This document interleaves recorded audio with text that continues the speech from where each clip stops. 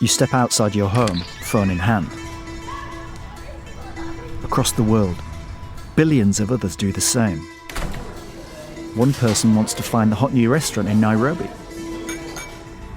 Another crisscross Mumbai in a tuk-tuk. Someone else wants to trace their run across downtown New York. Every day we live our lives creating new paths, new routes. We have all become the new map makers.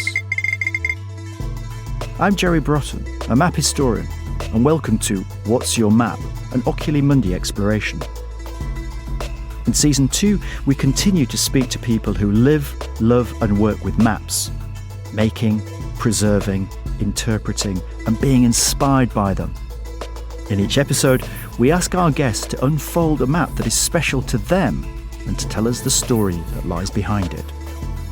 To follow the map as we talk about it on this podcast, go to oculi-mundi.com. These days, getting lost is an unfamiliar feeling for most of us, and we have today's guest to thank for that. For almost 2 decades, Ed Parsons was Google's geospatial technologist or geographer. He was responsible for making Google Maps smarter and more accurate for their users. Ed is now Google's open data lead, where he's responsible for maintaining a healthy online ecosystem around the use of open data. Not an easy job, I think we're going to find. But today we've brought him back to his first passion, mapping. So, Ed, welcome to What's Your Map? Well, thank you very much. It's lovely to be back in the world of maps. How did you get into maps? Tell me, as a kid, were you fascinated by maps? I love finding out people's answers to this because it can be all kinds of things. What's your story? I have strong memories of sitting in our living room at home looking at an old AA road atlas of the United Kingdom. And I was particularly fixated on the Scottish Highlands. There was lots of brown on the map. It was 1970s, so everything was brown, it felt like. And in my mind, I was exploring the Highlands, saying this is so different to the world outside my window, which was in Balham in South London. And in terms of your then subsequent career, what was your training and how did you end up doing what you're doing now? I was always keen on geography, although not keen enough initially to choose it as an A-level, which I look back and thought, oh my word, what did I nearly do? And after making that decision, I was invited to go on a field trip in South Wales. And I spent a very happy 3 or 4 days during a hot summer, jumping in and out of rivers, making stream measurements, and typing those stream measurements into an old Apple II computer. And that was me hooked. It was about the world around me, jumping in and out of rivers, but also the digital representation of that. But that's interesting because then you ended up working for the Ordnance Survey, didn't you? So you were really in the heart of traditional mapping, and then you went to the dark side. I went to the dark side. I went, I worked as an academic for quite a long time. I did find my way to the Ordnance Survey. We literally had downstairs a huge print shop where they were printing paper maps. There is still that huge value if you're from the UK in Ordnance Survey maps. It's part of our national culture. It's something that's there with Kendal mint cake and going for walks on a Sunday. It's part of who we are. Oh, so the map's still hanging around there, Ed? I love maps. Don't get me wrong. I've got a big map library at home. When I go walking, I use an Ordnance Survey map. Absolutely. Today's map is a great piece of royal propaganda. 16th century France, at the height of Europe's religious wars, an embattled Protestant king charges, hacks his way through his Catholic foes, narrowly escaping death. The Christian Knight map is an extraordinary work that was created by Jodocus Hondius in the late 16th century during France's struggle against the Catholic powers of Europe. It is the first map produced on Mercator's projection after the death of its creator, Gerard Mercator. The map was a rallying cry to Protestants in England and across Europe. It shows Africa, Asia, Europe and the Americas, but with North America only showing the land discovered by Christopher Columbus. At the bottom, past the borders of the world, are 6 figures. In their centre is Spiritus, or the Christian Knight. Understood to be a portrait of France's Protestant king, Henry IV, the knight stands firmly on a woman pleading from the ground. This is Caro, or carnal weakness. To his left, Diabolus and Mors, the devil and death, creep towards him. To his right, Sin or Peccatum, a Medusa-like figure, lashes out at him with a striking serpent. Mundus, or worldly vanity, stands aloof in her flowing robes. Latin biblical verses are peppered around the 5 figures, with one verse asking, "For what shall it profit a man if he shall gain the whole world and lose his own soul?" To view a high-res image of the Christian night map, go to oculi-mundi.com. That's oculi-mundi.com.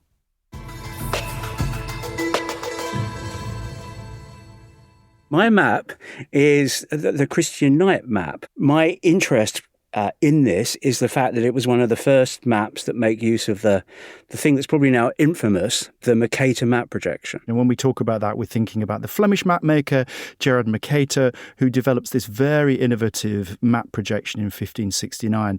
But there's also some other fascinating stuff here. We should just say this is a map by a Dutch Protestant map maker called Jodocus Hondius, and we date it to around 1597.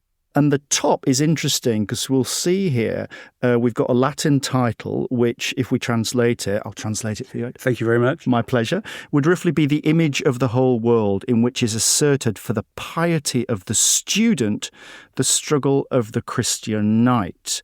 But what else do you see when you look at this, Ed? Well, for me, in many ways, it's familiar. And part of, I think, our discussion today is going to be about the Mercator projection, how familiar it is to us. If we think about it, most maps are there to tell us a story. This story is the battle between good and evil.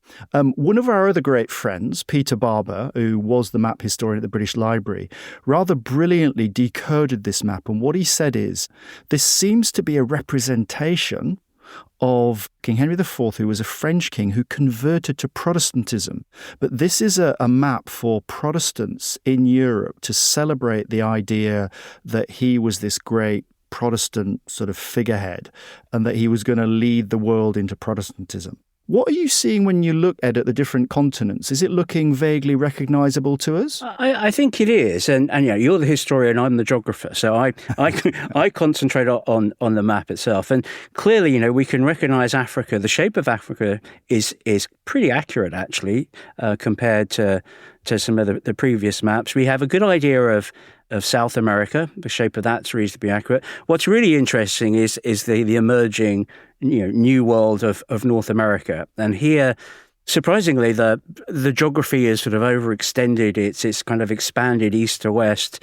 It represents, the colonial powers, I guess, in terms of them identifying the bits of geography that they want to be responsible for. And there's this, I think, idea of there's opportunity here. There's new land. It gets more and more vague the further west you go. So if we look at this bit, Ed, if we look at the northwest corner, the map's not really finished, is it? And it seems similarly sort of over in Southeast Asia down here. There's a sense in which this is an evolving world picture. It hasn't literally, all the blanks have not been filled in. Exactly. And it's, it's one of those great examples of where there are blanks on the map. Here be dragons almost. We're not quite sure what's going on here. We've got reports coming back, and remember, these maps are produced from written logs, from documents. The cartographer has never visited these places. It's not surveyed in the way that maps are today. So it's an interpretation of some text, an idea that perhaps second, third, fourth hand the cartographer has used. It shows really interestingly. Well, there's a sort of ship in the Atlantic which is clearly going from England over to Virginia. So this is the early, what we call the Roanoke colony, which is established in 1587. Bunch of English men and women who settle. It's the first English settlement in the New World of the Americas. Goes totally wrong. Everybody disappears. It's declared lost by 1590. We have a reference to Columbus on here, and we're starting to see in the Southeast Asia here the very early beginnings of the Dutch voyages here. The East India Company in England is just about to emerge in 1600. So this is a kind of evolving world picture, right? It is, and I think it raises an interesting element, the factor around the projection that's used here, the Mercator projection. In this age of exploration, maps were obviously tools to tell a story, but they were tools to navigate by. And actually, one of the strengths of the Mercator projection is that you can use it as a tool to navigate. It keeps angles. So if you want to go off on a particular bearing, this is the map to use. You're not going to get lost. Yeah, this is one of the first times we've seen it properly being reused by Hondius. You can imagine he's got hold of it because he's in Holland, so he's in roughly the same area. But Mercator's map, the projection hasn't really started to kind of take hold yet, has it? But this is a big moment when it does. It's a big moment when it does. And fundamentally, we have map projections because we're trying to take a sphere and represent that on a flat sheet of paper. My early days, I was a lecturer. I used to teach a little bit of cartography. I'm not a cartographer by training. The way we always used to sort of talk about this in the first ever lecture on map projections was, you start off by giving all your students an orange and you say, okay, peel this orange and make a square out of the orange peel. And of course, that's impossible to do. There is no way of doing that and maintaining the characteristics that we're interested in, which are about the scale of the map, about shapes being preserved, and crucially for this one, angular measurements. So, I want to be able to use a map for navigation purposes. I need to know that if I go on a particular bearing and I follow that bearing, I'll get to where I expect to be. Traditionally, before the Mercator projection, if you use a straight line, you're effectively drawing a straight line on a curved surface. So you're going to go off course, right? That's what Mercator does, which is new, these angular bearings. Yes, it's called a conformal projection. And it's designed, one of its strengths is that preservation of angles. It means that also shapes are pretty well maintained. The flip side, the thing that you lose is area fidelity. Which is why this map looks like it does. So South America and Africa, India is, if we look at India here, it's tiny. It is tiny. Yeah. But the further north you go, Greenland is huge. Many of the criticisms of the Mercator projection today and in the modern world date back to this idea that actually it's a colonial representation of the world. It somehow emphasizes the importance of Europe compared to the rest of the world. And we can't go back into Mercator's mind and say, was that what you were trying to do? Almost certainly in reality, that's not what he was trying to do. Our modern interpretation of it is that it is, representing the world with somehow this Western bias. But that's been very much part of the discussion around this map projection. Yeah, and I don't buy that. If you look at the centre of the map, we talk about it as centering on Europe. The centre of the map is really on the Atlantic. Yeah. If we look at the title of Mercator's 1569 projection, he says it's for use in navigation. He doesn't say it's for use in empire and colonisation. Now, implicitly, that is maybe a European move, but the map is not. It doesn't have Europe as its centre. So when we talk about it as Eurocentric, that's a bit lazy, really. It is, and I'm a great fan of Mercator. I see him as the scientist cartographer. He approached this in many ways the way that we approach cartography today, which is actually when I build a mapping system on a computer, I'm thinking, who's the user? What are the requirements that particular user has? Let's design a system that's specific for that. So if I'm, designing a system for in-car navigation for heavy goods vehicles, the requirements for that are very different to one if I'm a pedestrian navigating South London. And I think in terms of those user requirements. And I like to think of Mercator having a similar mindset, saying, okay, who are my users? Well, there are these very brave people who are getting in boats, sailing across the Atlantic, and I need to make sure that they get where they want to go.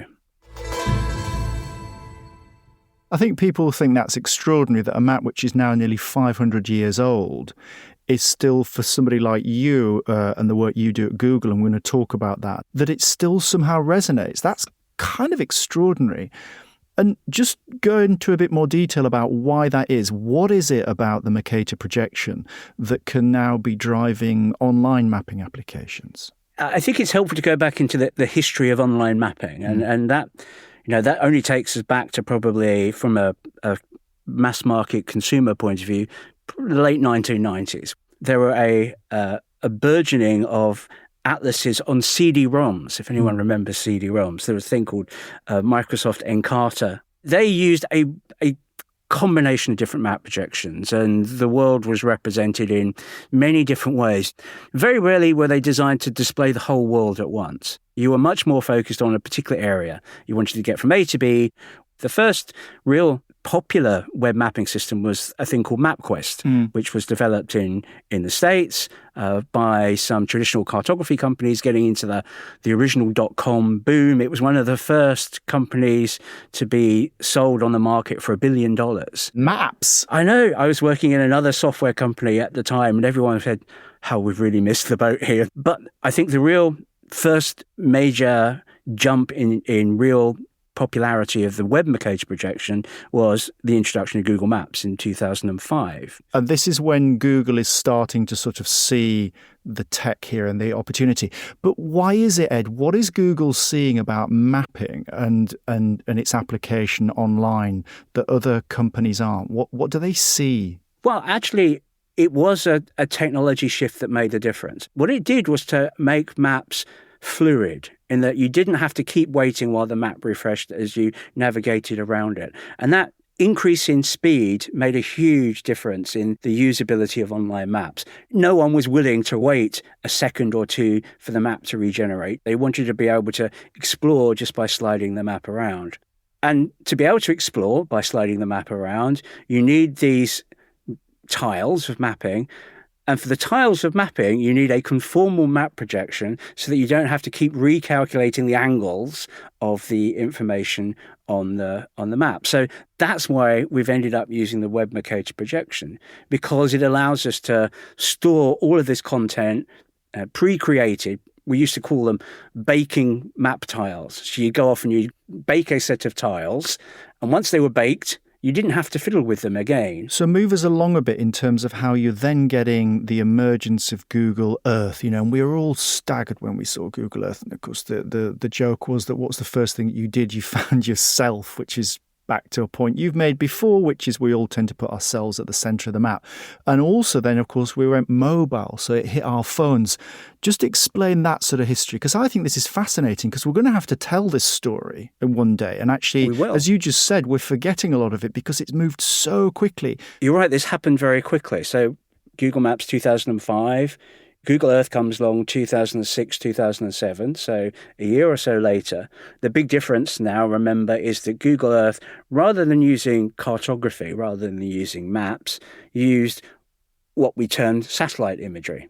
Now, to be completely open, actually most of the imagery in Google Earth today, and as was the case back then, comes from aerial photography. But it is, in effect, a photograph taken from above our planet of the world looking down.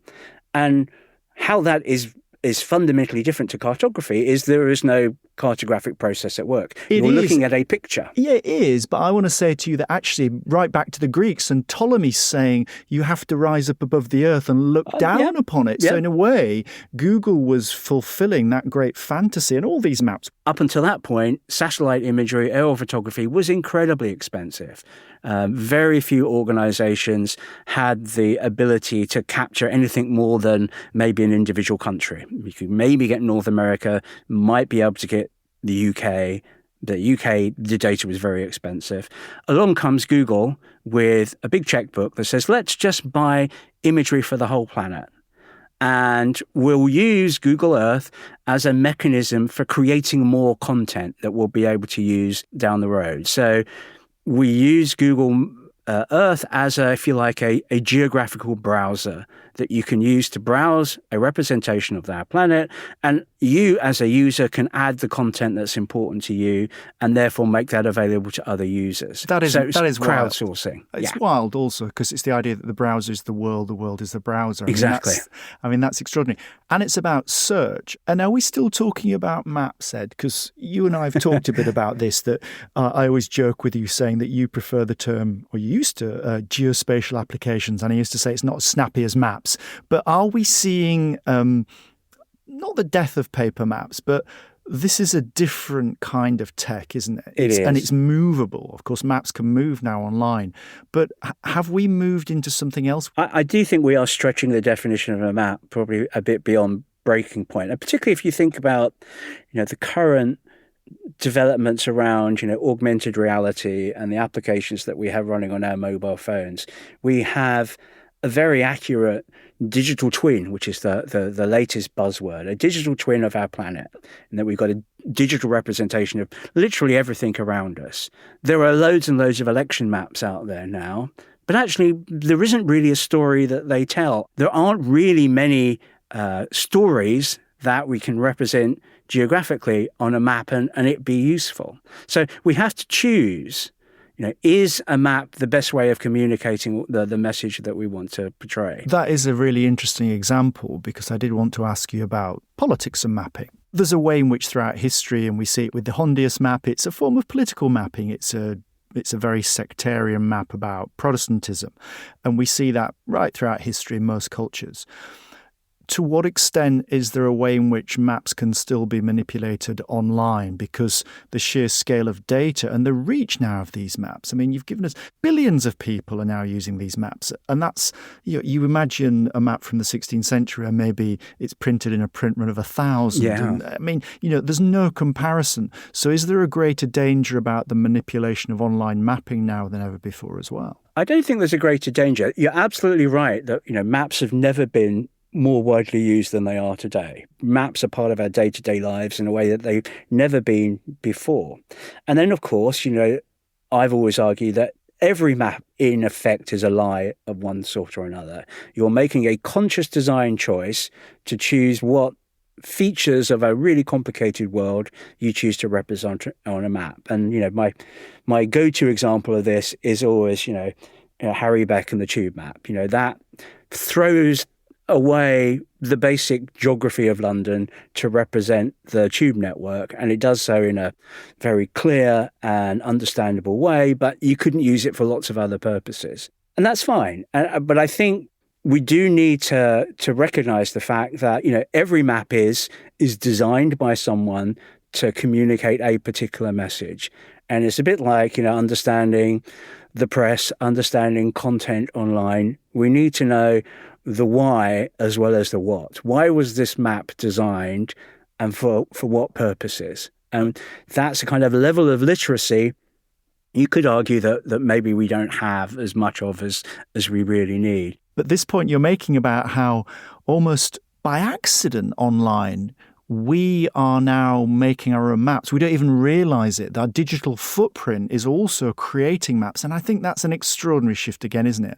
I mean, can you put the sort of tech bones on that idea? Yeah, and we call maps now self-healing, in that the best map is the map that is most widely used, because it's the usage of the map that keeps the map up to date and accurate. In terms of, our maps today, we want them to represent the world in real time, because we use them increasingly for navigation, exploring the real world. We want to know the map is going to tell us how quickly is it going to take for my car journey, or is the suburban rail line that I'm using running to time. We expect that content to be on the map. That content comes from other users of the map contributing information about their movements, often done, behind the scenes. It's always done anonymously, so it's not recording the movements of me as an individual, but across a population of samples, we can create, real-time information about how the road network is operating, how public transport is operating, and we get that ability to have a sort of a superpower, to be able to look over the hill and see that there's a traffic jam at a road that's 30 miles away, take that into account and have different navigation instructions provided to us. That comes from that circular, virtuous circle of the more users you've got using a map, the more users are contributing to this in real-time view of the world. Talking to friends saying I was doing this interview, and a couple of friends said, oh, well, can you ask, I was in, South Korea and, there were issues about access. And another friend who said, yeah, in Nigeria, I'm getting a problem here. So again, there are political decisions being made, I guess. And you yourself have said, I came across a great bit in an interview you did in 2022. You said, if you're not on the map and there's no way to represent where you are, do you even exist? question mark. I thought that was Absolutely. extraordinary. That sense in which if you're not on the map, do you even have an existence? That's an absolutely serious point now. Despite all of the technology, all the effort, all of the capital that's been invested in, creating, without question, the best maps of the world that have ever been, there are still huge gaps. We were joking about, the Honduras map and there being kind of vague spaces in Western America and in the Far East. We're not quite sure what's there. At one level, we still have those gaps in our maps in terms of, the fundamental infrastructure that we and the rest rely on, particularly things like addresses. If you want stuff delivered to you, you give your address, you give your postcode, and it kind of works the same way wherever you might be in North America, Europe, most parts of the Far East. If you want to participate in the modern online world and get things delivered to you, unless you've got an address, you don't exist. And that's still a fundamental problem. It's one that is relatively easy to solve from a technological point of view. We know how to do this, but it needs, governments to participate and to recognize that this is a fundamental element of civil society, the ability to say, I am here. This is where I live. This is where my business is. This is the land that I own. It's so fundamental, we just forget about it. And we've ignored that for too long. And you've always been saying, I think for a long time, Google, you wanted to map everywhere. But I know now you're saying that you've got to cut your cloth accordingly to suit economic capabilities. And you're at the limits there, not you personally, but we are, aren't we, in terms of those online global situations? Because it's also about boundary disputes. How does Google negotiate with nation states and sovereignty when really what that online movement is, whatever we think about the political imperatives, it is by its nature, it's online. It's virtual. It wants to dissolve and transcend those national state boundaries. But when you've got some hard edges, like with Ukraine, Palestine, all these flashpoints, how do you negotiate that? What does Google then do there? I think, there was probably a naivety that all of us fell into in the early days of mapping online. We thought, the internet was a different place, that we could produce maps that, ignored the complexities of geopolitics. We have, one map projection, one way of representing the world. And that, when we hit reality, that broke quite extensively. And today there are numerous versions of Google Maps. You will see a particular version of Google Maps in many different geographies around the world, driven by legal requirements to operate in those countries. The world is just really, really complicated. My concern is that gets more and more complicated, and it goes beyond maps to all of our experiences online being embedded. And, that's almost kind of the anti-globalization now. We're going back to much more sort of sovereign views of the world, which is challenging for any map maker. And I think we just have to learn to navigate through the added complexities today. Maybe yes, we were just probably a bit too naive, and we were never gonna be able to produce the one map that everyone was happy with. But as you look into your digital crystal ball, Mr. Parsons, thinking maybe about that, the challenges, because as you've been saying, have moved more into open data questions and AI, and it might be that, or just generally, what are we going to be seeing in the next few years? Maybe what are the wins or what are the losses or the challenges? Where's the tech going to take us? I think, there's a lot of hype around AI at the moment, without question. But I think what AI represents is just the next step in automation. We've always had a lot of automation through the industrial age. Indeed, you could argue the industrial age is all about automation. We're now in a position, because of AI, to automate a whole range of different processes that we didn't do before. And, the most concrete example of that from our discussions is, if you think about, using maps to navigate, using maps to drive in our cars, we've gone from maybe having an atlas in our car to maybe printing out a map from an online website, which we used to do 20 years ago, to having that satellite navigation capability built into our car, where we can follow directions, turn left, turn right, to where we're going to get in the very near future where the car will drive itself and we're no longer part of the process. We don't need to navigate anymore because the car's doing that on our behalf. And I think that's the next big shift. Maps are not produced for people, maps are produced for machines. And what will the maps look like? I mean, is there a sense in which what we use when we go online and we look for the nearest Chinese takeaway and we get thrown up a map, is that going to change significantly? Well, you won't see the map. You'll ask your car, hey, go and pick up a Chinese takeaway for me, and your car will go off and do that, and you'll just be sitting at home. So the map is going to disappear. I'm just curious about the map is going to disappear. One of my favourite sayings from my very early career is the map of the future is no map. It just disappears. It's there. It's embedded in the system. It's more detailed, perhaps, than we as humans can interpret. But it's designed for machines. It's designed for machines to navigate the world around them. So that's fundamentally different to what you or I would use. It's less abstract. It's more that digital twin, that representation of the world around us. A lot of different technologies all consolidating on sensing the world around them. Is it a map? Probably, but it's not a map designed for us to use. Blimey, that's the end of What's Your Map as a podcast. You're not coming back. You can't deny our robot overlords. A lot more of this is going to be automated, and actually we will all benefit from it. I'm going to challenge you on that. I'll get you back on the podcast in a few years and see if that's where we are. Ed Parsons, thank you so much for joining me on What's Your Map. My pleasure. Thank you so much for listening. I'm Jerry Broughton. This has been an Oculi Mundi exploration. Oculi Mundi is the online home of the Sunderland collection of antique maps and atlases. The producer is Jill Achineku, and it's a Whistledown production.